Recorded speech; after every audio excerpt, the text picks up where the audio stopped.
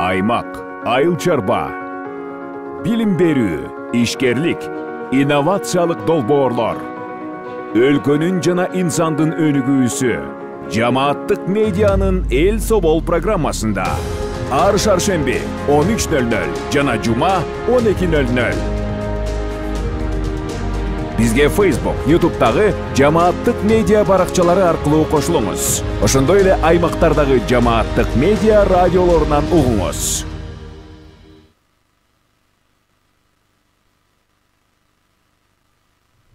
Кутман күнүңүз менен жамааттык медианын көрөрманы жана угарманы. Сиз эл собол программасын көрүп баштадыңыз. Биз бүгүн кибер кылмыштар боюнча сүйлөшөбүз. Мунун кандай коркунучтары бар жана алдын алуу жолдору тууралуу. Бүгүн биздин студиянын мейманы Бишкек шаарынын Ички иштер башкармалыгынын кылмыш иликтөө башкармалыктын маалыматтык технологияларды колдонуу жана техникалык жана маалыматтык камсыздоо кылмыштуулук менен күрөшүү бөлүмүнүн башчысы Акрам Кадыржанов. Кутман күнүңүз менен. Саламатсыздарбы? Студиябызга кош келдиңиз.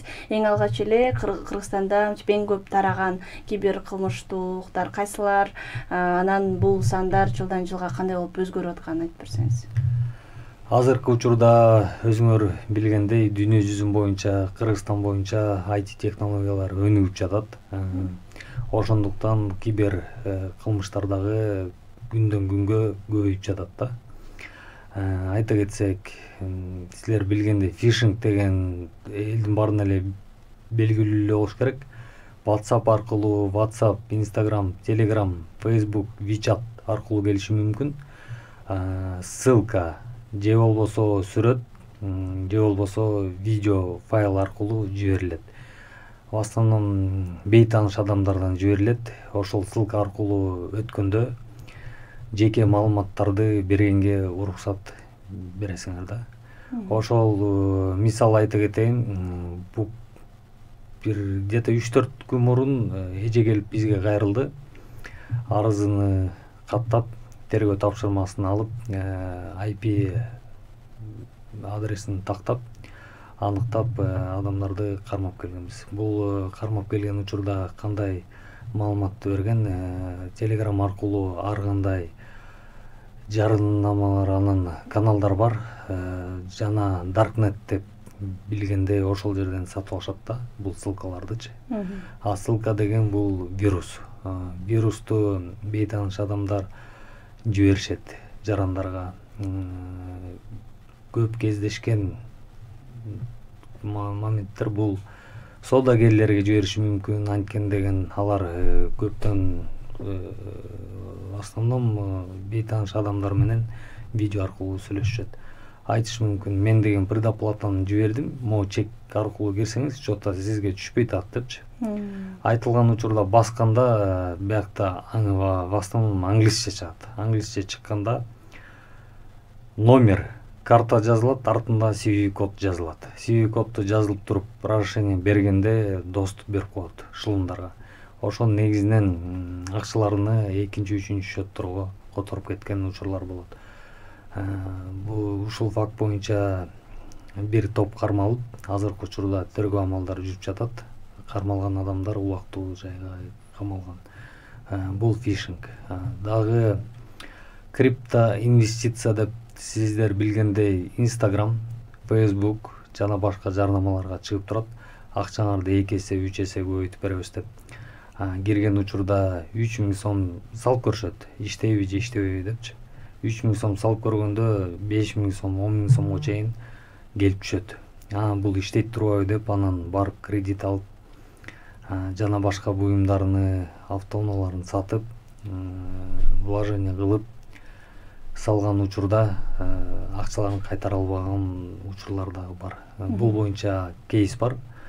Бир ай мурун бир эже келип кайрылды, ушундай инвестиция кылдым эле деп $68,000 чейин 4 жыл бою салып келип чыгарайын деген учурда бул приложение иштебей калган да. Бул боюнча эже дагы өзүнө тың экен, кайсыл уюлдук абонентский номер менен чалынган, ошону фиксация кылып, кайсыл жарнама аркылуу кирген, кайсыл жеке маалыматтарын берген, ошонун баарын топтоп алып бизге келип туруп.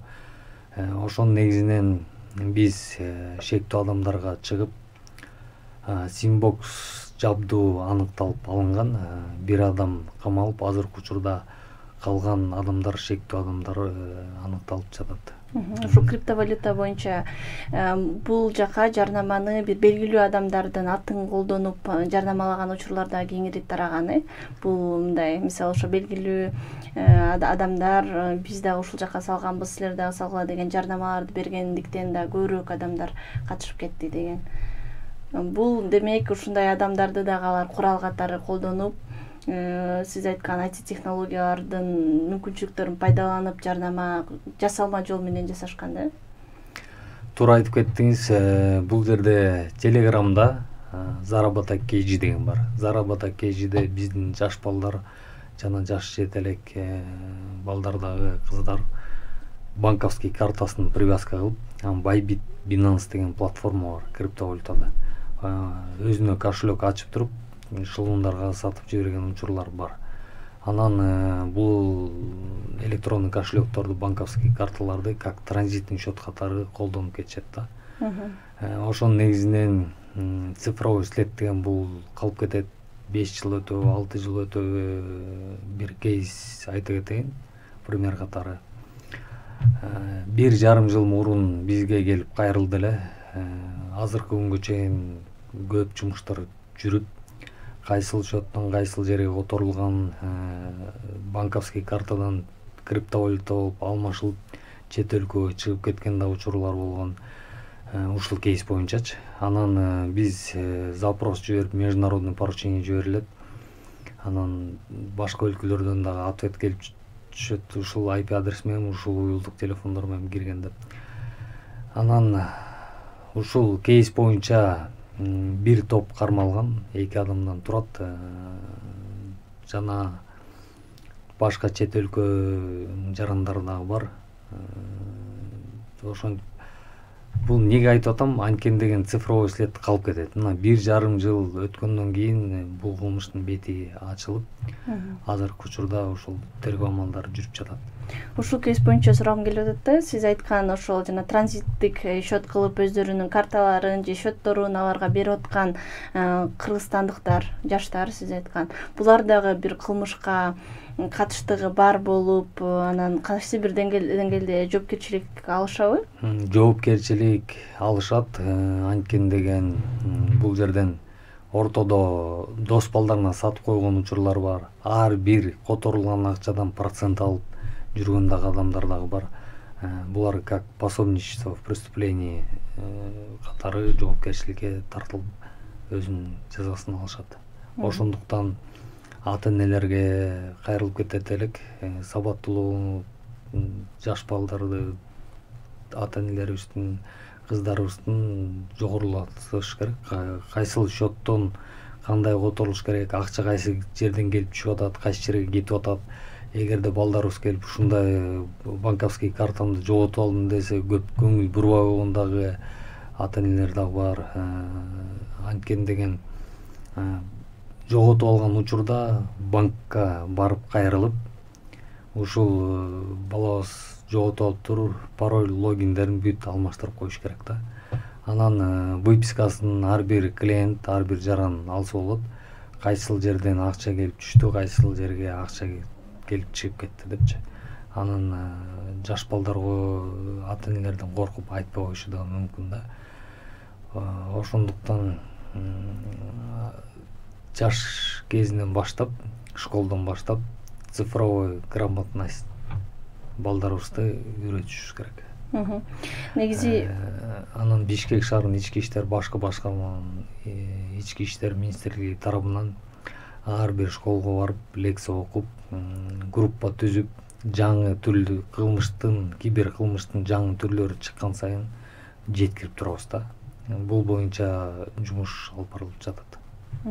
Ошол алдамчылар улам жаңы ыкмаларды ойлоп таап, мындай биз канчалык сабаттуу бололу десек, алар дагы андан дагы биз менен кошо жарышып келе жатышпайбы? Ушул жерде азыркы учурда мындай кандай жаңы ыкмаларды ойлоп таап, кандай жаңы ыкмалар пайда болду?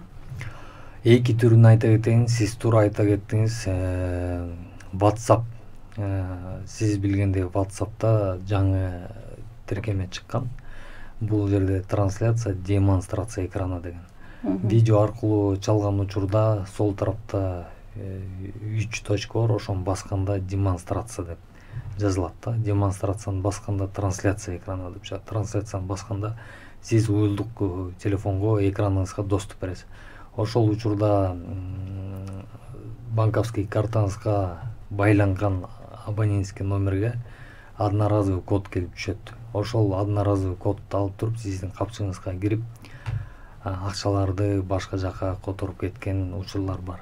Бул боюнча межведомственный группа түзүлүп, ар кандай органдар менен жумуштар алып барылып жатат. Көп банктар азыр Face ID киргизип калган да. Ошондуктан Face ID киргизген учурда бул тиркеме уже шылымдарга болбой калды да.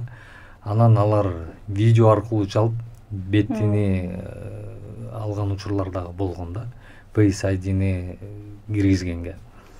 Анан Face ID-ни киргизип бир-эки факт учур болгондо кайра межведомственный группадан жанагындай оңго солго көздү жуум ач деген нерсенин баары бул безопасностька тандоо. Демек, WhatsApp-дагы демонстрация экраны боюнча айттыңыз. Демонстрация. Экинчиси боюнча айта кетейин. Азыркы учурда мекемелерде жана башка жерлерде көп эле адамдар компьютерлар менен иштейт. Биякта скрытый файл деген бар.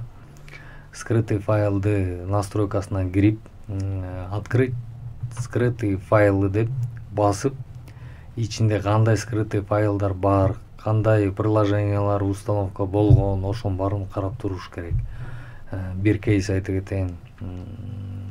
Бир ай мурун эле бизге арыз менен кайрылып, арыздын негизинде иш амалдары жүрүп, ноутбугуну карап, скрытый файлдын ичинде AnyDesk деген программа бар да. Бул управление в удаленке деп коет. Алыста туруп сиздин компьютериңиз менен управлять ете берет да, башкара берет. Эгерде компьютериңизда банковский электрондук кошелек жана WhatsApp'тарга байланган болсо, ошол сиздин маалыматтарыңызды кылмыш схемаларына колдонушу мүмкүн. Бул учурда ушул кейс боюнча айта кетсем, өзүнүн эле таанышы AnyDesk программаны установка кылып коюп, башка жактан отуруп, акчаларын акырындан которуп жүргөн учурлар болгон да. Бул систематически продолжалось. Бул боюнча цифровой след калып кетет. Чет өлкөгө чыгып, кайра кирген учурга чейин кубалап жүрүп, шектүүнү кармап, азыркы учурда тергөө амалдары жүрүп жатат. Шектүү адам убактылуу жайга камалган. Бизде бир банк кызматкери же дагы башка атайын кызматтын өкүлдөрү деп өзүн алдап чалган учурлар дагы ортодо көбүрөөк катталат эле. Азыр бул боюнча абал кандай болуп калды? Туура айтып кеттиңиз. Бишкек шаарынын ички иштер башкармалыгы тарабынан элдерге жеткирип, SkyMobile, Нур Телеком, Альфа Телеком менен СМС аркылуу ар бир жарандарга жеткирип, биз тараптан жумуш алып барылган. Милиция кызматкерибиз, укук органдан, НБКР, Национальный банктын кызматкери болобуз деп, сиздин акчаңыз ушул террористический уюмдарга өтүп жатыптыр, сиз болгон акчаңызды бул биз безопасный счет беребиз, ошол счетко которуп коюңуз деп талап кылган учурлар дагы болгон, которуп ийген учур дагы болгон. Ал боюнча арыздар түшкөн. Арыздын негизинде 3төн ашык топ кармалып, азыркы учурда тергөө амалдары жүрүп жатат. Бул жерде человеческий фактор деп коет. Взлом, фишинг жана башка аркылуу кирбей, адамдын ишеничине кирип, талап кылып, биздин жарандар которуп ийген учурлар дагы болгон. Ошол. Демек мындай адамдык фактор орун алган жерде мисалы берки бузуп кирүү же уурдап алганга караганда кичине тергөө иштери татаалыраак же мындай ушундай жүрөбү же дагы деле мындай эрте эле аныктаса болобу? Эрте аныктаса болот. Айтып кетейин, эгерде ушундай учурга кабыл болуп калса, кайсыл уюлдук абонентский номер менен чалган, кайсыл ссылка аркылуу кирген, кайсыл аккаунттарды колдонгон, анан банк өзүнүн тиешелүү банкка барып, выпискасын алып блокировкага койдуртуп, ошонун негизин кагаздарды чогултуп келип тергөөгө өткөрүп берсе ылдамыраак, эртерээк болот. Тергөө тараптан запрос менен берип, кайра ответи келгиче биртке узалып кетиши мүмкүн да. Ошондуктан биякта оперативдүү реагирование кылыш керек да. Негизи сиздерге арыздар канчалык келип түшөт? Анан бул 2022-жылы ачылса, азыр дагы мындай штат кеңейип калыптыр. Анан бул жөнүндө угармандарга айта кетсеңиз болот. Мындай кайсы суроолор менен кайсы кылмыштар кибер кылмыштарга кирет, кандай учурда? Сөзсүз эле анын акчасын алдамчылык жол менен алып алгандабы же дагы кайсыл жолдор менен кирет экенин, кайсы учурда кайрылса болот экенин айтып берсеңиз. Бул жерде шантаж деген бар. Сиз билгендей, искусственный интеллект аркылуу бир адамдын сүрөтүнө киргизип, deepfake деп коет, киргизип, жана башка уят сөздөрдү чыгарып, аны шантаж кылышы мүмкүн, же болбосо уят видео чыгарып коюп, акча талап кылышы мүмкүн. Ошонун негизинен кайрылса болот. Жана башка немелер дагы бар. Уюлдук телефонунда смстер чочун адамдардан келип түшкөн сайын, же болбосо Instagram, Facebooktан дагы ар кандай ссылкаларды жиберип, бейтааныш адамдар сизди инвестиция кылганга чакырган учурлар да кирет. Айта кетсек, интернет менен, телефон менен связанный нерсенин баары кылмыш немеге кирип калат да. Кибер кылмыштарга кирип калат. Сиздердин штаттын дагы да кеңейип атканы бул маселе Орчундо болуп, көбүрөөк мындай учурда актуалдуу болуп турганынан кабар береби? Чындап эле ушунчалык адамдар туш болгон сайын сиздерге кайрылып атышабы учурда?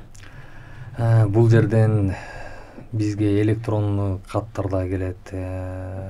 Дагы айта кетсем, 2024-жылы сиз билгендей стационардык телефондорго чалып, кыздарыбыз, балдарыбыз больницага түшүп калды, милиция кызматкерге түшүп калды деп курьерлерди жиберип акча талап кылган учурлар өтө көп катталган, 1000ден ашык.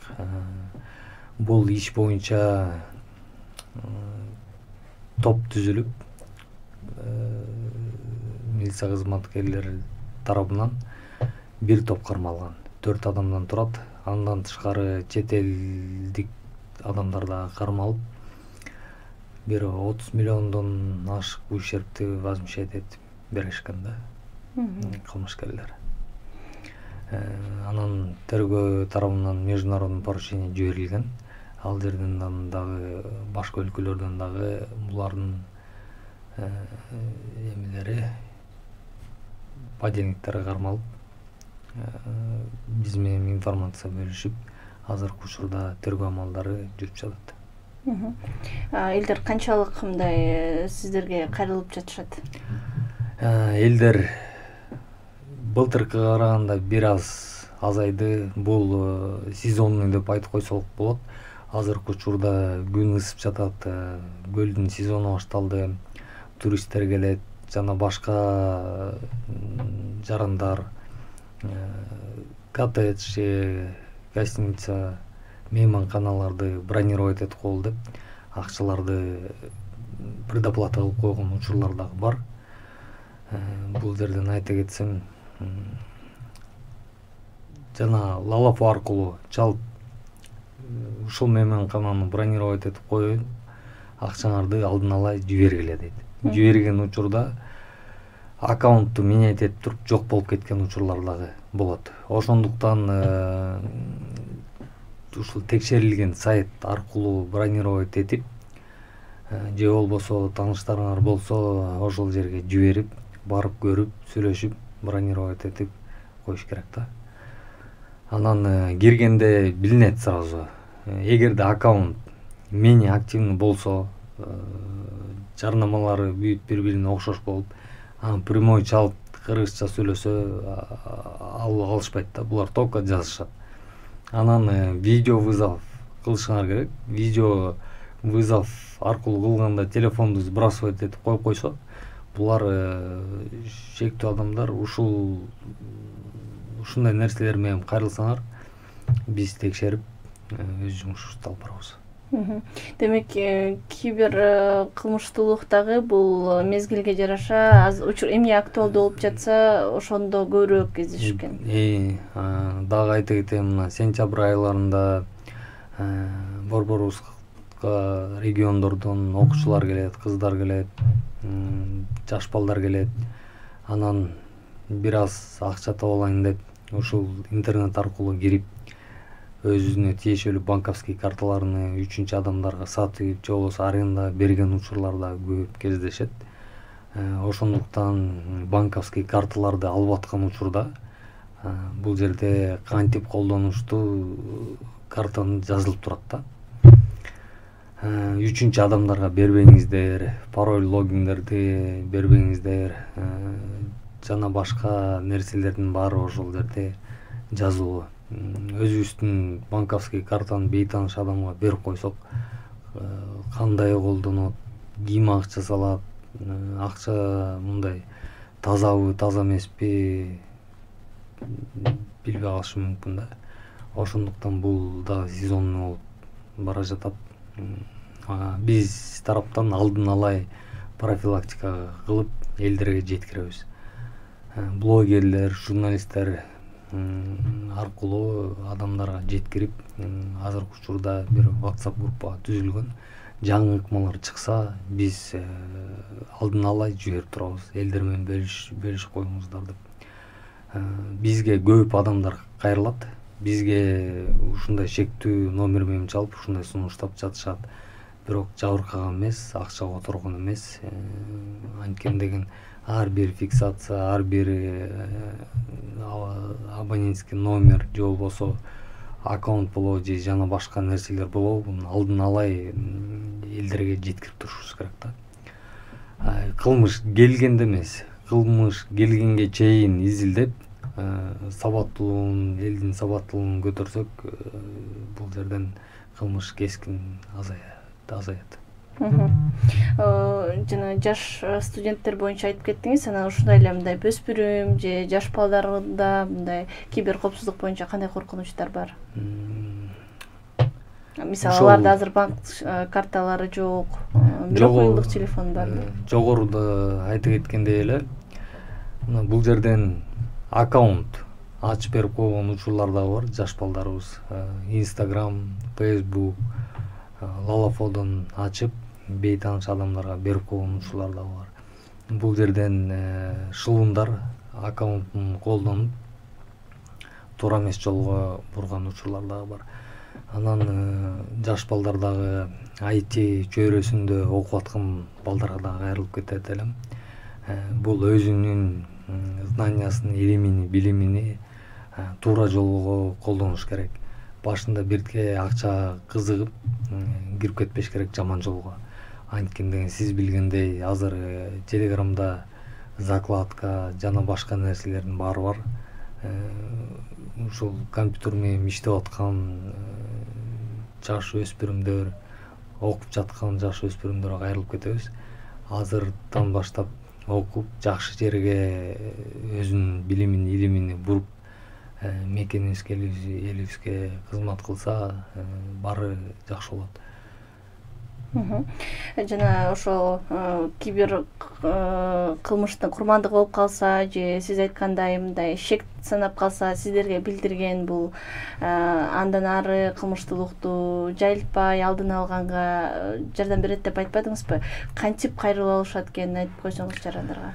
Эгерде кибер кылмыштуулукка же жана башка кылмыштарга кездешип калса, биринчиден уюлдук телефон паролун алмаштырып, экинчиден тиешелүү банкка барып арыз жазып, логин паролун алмаштырып, андан кийин выпискасын сурап, кайсыл жерден акча келип түшкөн, кайсыл акча башка счетко которулуп кеткен нерсенин баарын алдын ала алып коюш керек. Анан барган учурда двухфакторный аутентификация деген ар бир жерде бар. Уюлдук абонент номерге байланганда электрондук почтага дагы байлап койсо болот. Үчүнчүдөн Face ID бетти дагы байлап койсо болот. Ошондо бекитилген абонентский номерге дагы СМС келет. Анан почтага келип түшкөн учурда почтадан да подтверждение болгондон кийин анан доступ беришет да, ала алышат.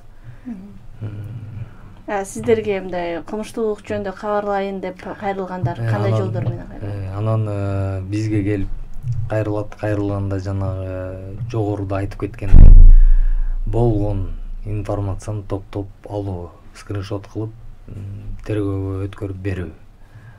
Өткөрүп бергенден кийин биз бул маалыматтарды уже бир кадам алда жумушту кылып коюшат да.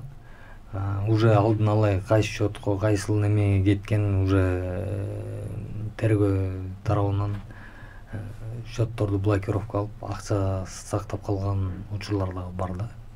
Ошондуктан эгерде кабыл алынып калып, ушундай учурларга кабыл болуп калышса, счетунда 1000 сом болобу, 500 сом болобу, же 300 сом болобу, буга карабастан келип кайрылыш керек. Эмнеге анткени деген абонент банковский карталарды как транзиттин счет катары колдонуп кете беришет да, ошондорчу. Ошондуктан келип кайрылып, блокировкага ойдуртуп коюшубуз керек. Кээде бизде ошо сиз айткандай акчанын көлөмү анча чоң болбогондон же сөзсүз эле ал мынтип акча жоголгон эмес, маалымат турдалганын сезбей калган учурлар көбүрөөк кездешет окшойт. Демек, бул жерде да көңүл буруш керекпи? Туура айта кеттиңиз. Бир кейс айта кетейин. Бир жума мурун бизге бир байке келип кайрылды. Счетунан бир 500 сомго суши заказ бериптир үй бүлөсүнө. Суши заказ берген учурда күттүм дейт, бирок суши дагы келген жок. Кайра аккаунтка жазсак жазганда жок, блокировкага салып койду дейт. Ошондуктан башка адамдар да жабыркап калбасын деп келип арыз менен кайрылып, анан биз ал аккаунтту тактап, кимге байланган бир аз иш чаралар жүрүп, ал адамдарды кармалган да. Жаш бала болуп чыккан, ушул өзүнүн немесине уюлдук телефонуна эле аккаунт ачып, ушул страницаны көп жерлерге жиберип, ар кайсы заказдарды кабыл кылып, заказ алабыз деп акча чогулткон учурлар болгон. Бул жерде 180 000 сом чогултуптур. Бирок ал суши жасабайт, Жазабайт. Бул жерден заказ алат, геолокациясын ырытып коет, биз бул жердебиз деп. Анан 500 сом, 1000 сомго чейин берип койгон адамдар заказын күтүп отурганда ушул алып келип беришпейт да. Ошол байкенин негизинен ал аккаунт алынып, азыркы учурда тергөө амалдары жүрүп жатат. Калган адамдар дагы арыз жазган да эмес, аларды биз өзүбүз тактап чакырып, арыз жаздыртып, акчаларын кайтарып бергенбиз. Жана онлайн арыз таштаганга мүмкүнчүлүк бар деп айтып аттыңыз эле, ушул боюнча түшүндүрүп койсоңуз. Онлайн арыз таштаса болот. Бул жерде МВД ГУдун электрондук почтасы бар. Ошол почта аркылуу арыз жазып, жиберсеңиздер болот. Анан где-то жарым жыл болуп калды. Инстаграмда Cyber Good деген аккаунт ачылган. Ошол жерде кылмыштын түрлөрү, жаңы түрлөрү чыккан сайын ошол жерге жүктөп элдерге жеткирип берип турабыз. Чоң рахмат сизге, бизге бөлүнгөн убакыт соңуна чыгып калды. Убактыңызды бөлүп угармандарга пайдалуу маалыматтарыңыз менен бөлүшкөнүңүзгө ыраазычылык билдиребиз. Урматтуу Жамааттык медианын көрөрманы жана угарманы, сиз Эл Субол программасынын кезектеги көрсөтүүсүн көрдүңүз. Бул жолу биз кибер кылмыштуулук, анын алдын алуу жолдору тууралуу сүйлөштүк. Студияда мейманда Бишкек шаарынын ички иштер башкармалыгынын кылмыш иликтөө башкармалыгынын маалыматтык технологияларды колдонуу жана техникалык маалыматты камсыздоо жана кылмыштуулук менен күрөшүү бөлүмүнүн башчысы Акрам Кадыржанов болду. Эфирди мен Айгерим Кубатбекова алып бардым. Кайрадан эфир аркылуу амандашканча саламатта туруңуз. Аймак, айыл чарба, билим берүү, ишкерлик, инновациялык долбоорлор, өлкөнүн жана инсандын өнүгүүсү Жамааттык медианын Эл Собол программасында ар шаршемби 13:00 жана жума 12:00. Бизге Facebook, YouTube'дагы Жамааттык медиа баракчалары аркылуу кошулуңуз. Ошондой эле аймактардагы Жамааттык медиа радиолорунан угуңуз.